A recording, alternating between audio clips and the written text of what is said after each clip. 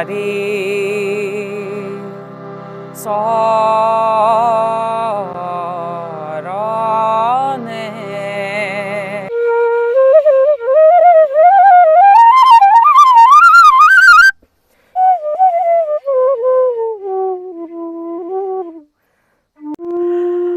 নমস্কাৰ এটি বিশেষ ভিডিঅ'লৈ মই আকৌ আজি উপস্থিত হৈছোহি আৰু মোৰ কাষত দেখিছেনে এখন লুইত আৰু লুইতৰ পাৰতে প্ৰায় মই আহোঁ আৰু খুব সুন্দৰ জেগা মোৰ খুব প্ৰিয় লুইতখন আচলতে আমাৰ ঘৰৰ কিবা কাষত থকা কাৰণে প্ৰায় আহি থকা হয় আৰু লুইতখন হ'ল আমাৰ এক আৱেগ আৰু মই এই ভিডিঅ'টোত আপোনালোকক এজন মানে কণমানি বুলি কৈছোঁ তেওঁৰ কিছুমান প্ৰতিভা মই উপস্থাপন কৰিব বিচাৰিম আৰু যে আপোনালোকে শুনি আছে মোৰ ভিডিঅ'টোৰ বেকগ্ৰাউণ্ডত এটি বাঁহীৰ সুৰ শুনি আছে হয়তো আৰু সেইটো মই আচলতে ভিডিঅ'টোত বেকগ্ৰাউণ্ড মিউজিক হিচাপে লগোৱা নাই আৰু সেইটো একদম বজাই আছে এজন কণমানিয়ে আৰু তেওঁৰ লগতে মই আজি এই ভিডিঅ'টো প্ৰস্তুত কৰিবলৈ ওলাইছোঁ আৰু একদম নদীৰ কাষতে তেওঁ বাঁহী বজাই আছে চাওক কি সুন্দৰ পৰিৱেশত তেওঁ বাঁহী বজাই আছে আৰু এইফালে চাওক সেইফালে কহুৱা আছিলে জাৰুবন আছে আৰু এখন হ'ল লুইত একদম গৰা কিনাৰতে তেওঁ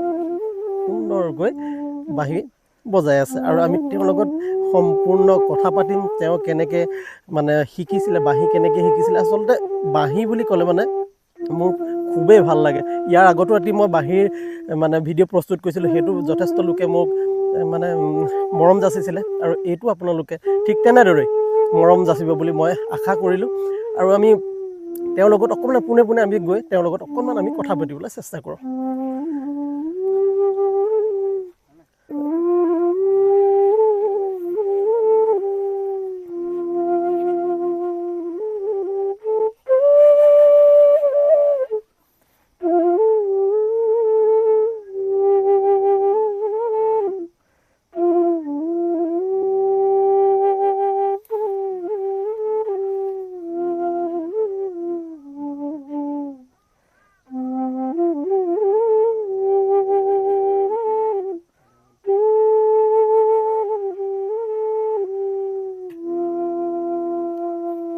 মোৰ লগত আছে সেই কণমানিটো আৰু তেওঁৰ পৰা মই এতিয়া প্ৰথমে জানিব বিচাৰিম তোমাৰ প্ৰথমে পৰিচয়টো দিয়াচোন তুমি নমস্কাৰ মোৰ নাম শ্ৰী দীপুৰঞ্জন গগৈ মই দশম শ্ৰেণীত পঢ়োঁ হয় দশম শ্ৰেণীত কোন স্কুলত পঢ়ি আছা তুমি মই তিনিটা সতগুৰি উচ্চ মাধ্যমিক বিদ্যালয় তিনিটা আগত পঢ়ি আছা আৰু তুমি বাঁহী যে তুমি বজাই আছা ইমান সুন্দৰভাৱে বজাই আছা কেতিয়াৰ পৰা তুমি আৰম্ভ কৰিছিলা মই লকডাউনৰ পৰা আৰম্ভ কৰিছিলোঁ লকডাউনৰ পৰা ন তোমাৰ কোনোবা বাঁহীৰ কোনোবা গুৰু আছে নেকি হয় মই শিমলুগুৰিত শিকিছিলোঁ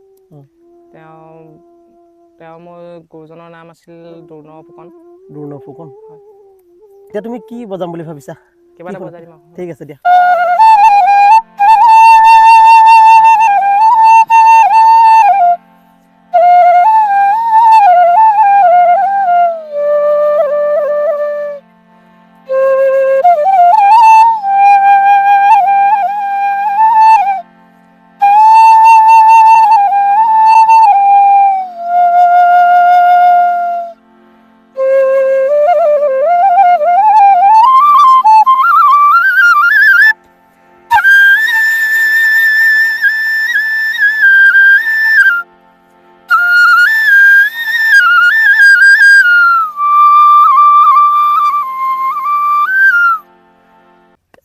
মই যে আপোনালোকৰ মাজত চিনাকি কৰাই দিলোঁ দীপুৰঞ্জন গগৈ বাঁহী বুলিলে আচলতে তেওঁ পগলা মানে বাঁহী নহ'লে তেওঁ থাকিবই নোৱাৰে বাঁহীৰ মাজেৰে তেওঁ সময় কটাব বিচাৰে আৰু তেওঁৰ এটা সুন্দৰ ভৱিষ্যত আছে যে বাঁহীৰ যোগেৰে তেওঁ সমগ্ৰ অসম তথা ভাৰতবৰ্ষত তেওঁৰ নাম উজ্বলি উঠক আৰু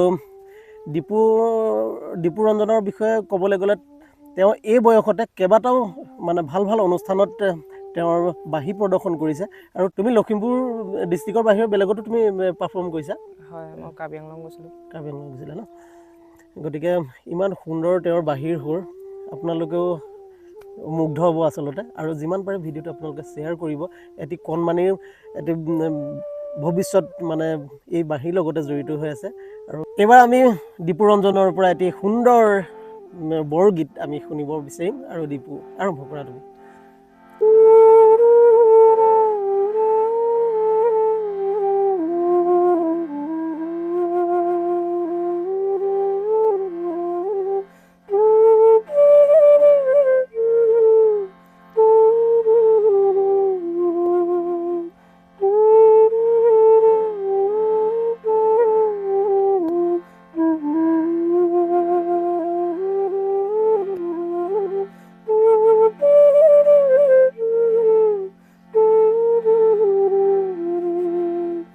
দীপুৰঞ্জনৰ আমি কেইবাটাও বাঁহীৰ সুৰ ইতিমধ্যে শুনিলোঁ। আমি সঁচাকৈ মুগ্ধ হৈছোঁ, ইমান সুন্দৰ, ইমান মানে নিখুঁতভাৱে বজাইছে।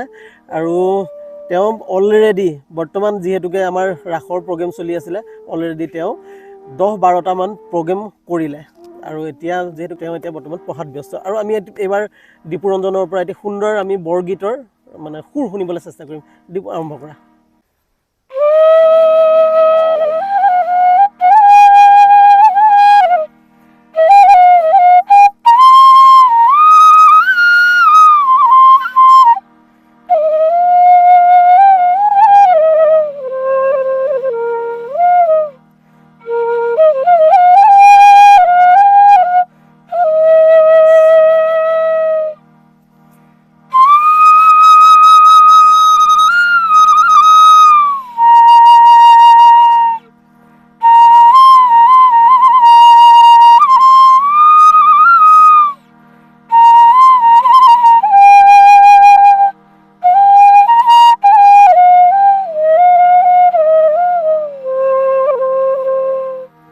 দীপুৰঞ্জনৰ বাঁহী বজোৱাৰ উপৰিও অন্য এক প্ৰতিভাও আছে।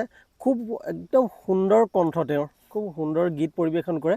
আৰু দীপুৰঞ্জনৰ পৰা এটি আমি একদম ধুনীয়া গীত আৰু এই পৰিৱেশটোৰ লগত মিলাকৈ এটি সুন্দৰ গীত পৰিৱেশন কৰিব। আৰু চাওক, একদম ধুনীয়া ধুনীয়া কিছুমান পৰিভ্ৰমী চৰাইও এই লুইতৰ মানে নদীত পৰি আছে। চাওক কি ধুনীয়া পৰিৱেশ।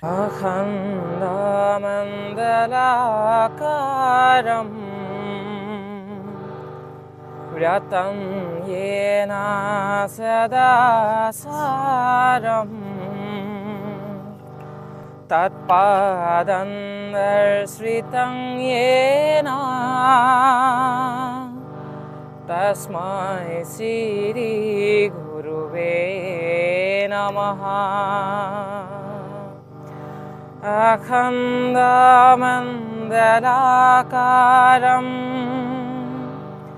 व्रतं येन सदा सारं तत्पादन्दर्शितं येन तस्मै श्री गुरुवे नमः। ইমান সুন্দৰ শুৱলা কণ্ঠ, আপোনালোকে হয়তো গেছ কৰিব পাৰিছে নিশ্চয়। ইমান সুন্দৰ প্ৰতিভা তেওঁৰ এই কণমানি বয়সতে। শুনি থাকিলে শুনিবলৈ মন যায় আৰু মই তাক এৰিব বিচৰা নাই আচলতে। আৰু এতিয়া আমি দীপুৰঞ্জনৰ পৰা বাঁহীৰ সুৰ শুনিবলৈ বিচাৰিম। আৰম্ভ কৰোঁ। আৰু এইফালে চাওক, তাৰ বাঁহীৰ কালেকশ্যন চাওক, ইমানখিনি বাঁহীৰ কালেকশ্যন আছে তাৰ। এইখিনি চাওক, আমাৰ বেক চাইডে চাওক, বেকগ্ৰাউণ্ডটো চাওক, ইমান সুন্দৰ। আৰু ইমান এইটো পৰিৱেশত আচলতে বাঁহীৰ সুৰে এক বেলেগ পৰিৱেশৰ সৃষ্টি কৰে। আৰু এবাৰ আমি দীপুৰঞ্জনৰ পৰা শুনিম এটি হামিং, একদম সুন্দৰ এটি হামিং আমি তোমাৰ পৰা শুনিবলৈ বিচাৰিম।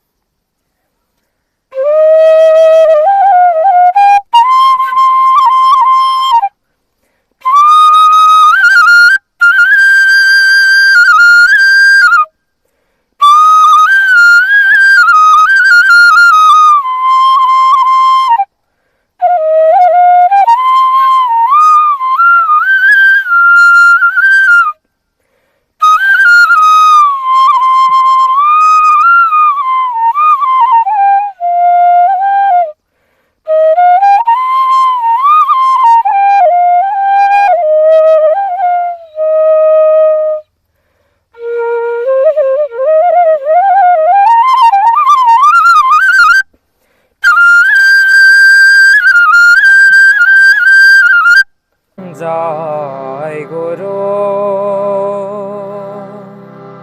হৰ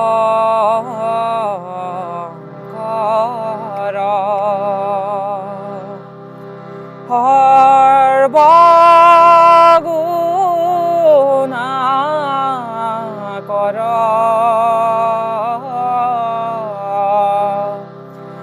যাকেৰি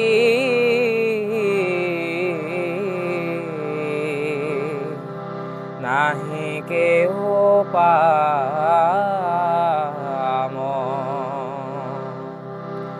তো হাৰি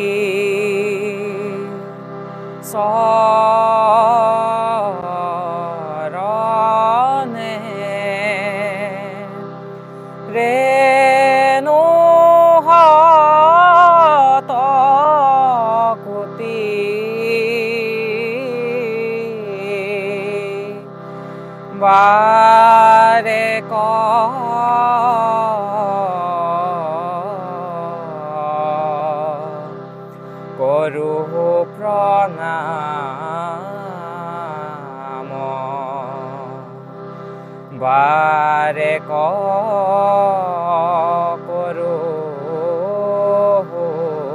প্ৰণাম। এইবাৰ দীপুৰঞ্জনৰ পৰা শুনিম এবাৰ একদম খুব জনপ্ৰিয় এটা বাঁহীৰ সুৰ, কৃষ্ণ থিম বুলি থাকে, ইউটিউবত সকলোৱে পাইছে আৰু খুব এটা সুন্দৰ মানে সেইটো বাঁহীৰ সুৰটো আমি দীপুৰঞ্জনৰ পৰা একদম নিখুঁতভাৱে বজাই আমি শুনিবলৈ বিচাৰিম।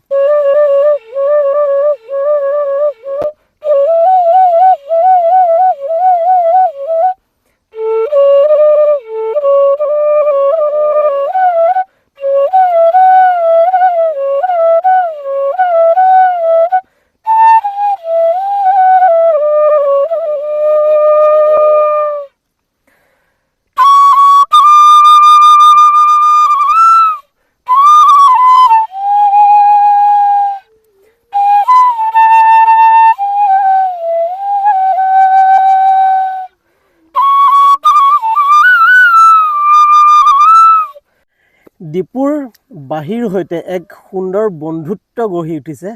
এই বন্ধুত্ব যাতে মানে চিৰযুগমীয়া হওক আৰু এই বন্ধুত্বই এটা স্থান পাওক, যাতে অসম তথা সমগ্ৰ ভাৰতবৰ্ষত দীপুক বাঁহীৰ যোগেৰে চিনি পাওক, তাকে কামনা কৰিলোঁ। আৰু দীপু, তুমি ইমান এটা সুন্দৰ সময় মোক দিলা আৰু বাঁহী আচলতে মই খুবেই ভাল পাওঁ, খুব প্ৰিয় মোৰ আচলতে বাঁহী, গতিকে শুনি থাকিবলৈ মন যাব। আৰু ভিডিঅ'টো আৰু বেছি দীঘলীয়া কৰি নাথাকোঁ, ইমানতে ভিডিঅ'টো সামৰণি মাৰোঁ বুলি ভাবিছোঁ।